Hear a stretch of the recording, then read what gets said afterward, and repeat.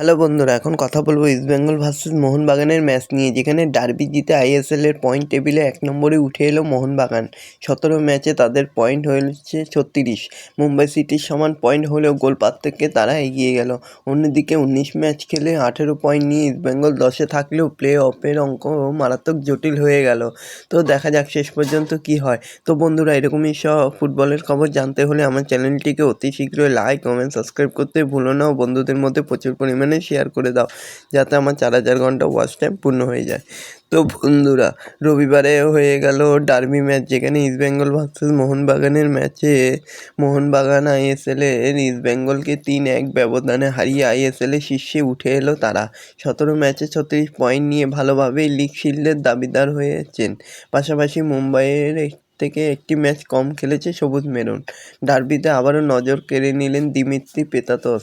একটি গোল করলেন ও দুটি করালেন। এই নিয়ে ডার্বিতে 3টি গোল হয়ে গেল এই অস্ট্রেলীয় স্ট্রাইকারের। ডুরান্ড কাপ ও আইসিএলের প্রথম পর্বের পরেও দ্বিতীয় পর্বেও গোল করলেন তিনি। মোহনবাগান জনতার কাছে তিনি যেন ডার্বির নায়ক হয়ে উঠেছেন পেতাতস। তো বন্ধুরা, এরকমই সব ফুটবলের খবর জানতে হলে আমার চ্যানেলটিকে অতি শীঘ্রই লাইক, কমেন্ট, সাবস্ক্রাইব করতে ভুলো না ও বন্ধুদের মধ্যে প্রচুর পরিমাণে শেয়ার করে দাও, যাতে আমার 4000 ঘন্টা ওয়াচ টাইম পূর্ণ হয়ে যায়। ধন্যবাদ সবাইকে।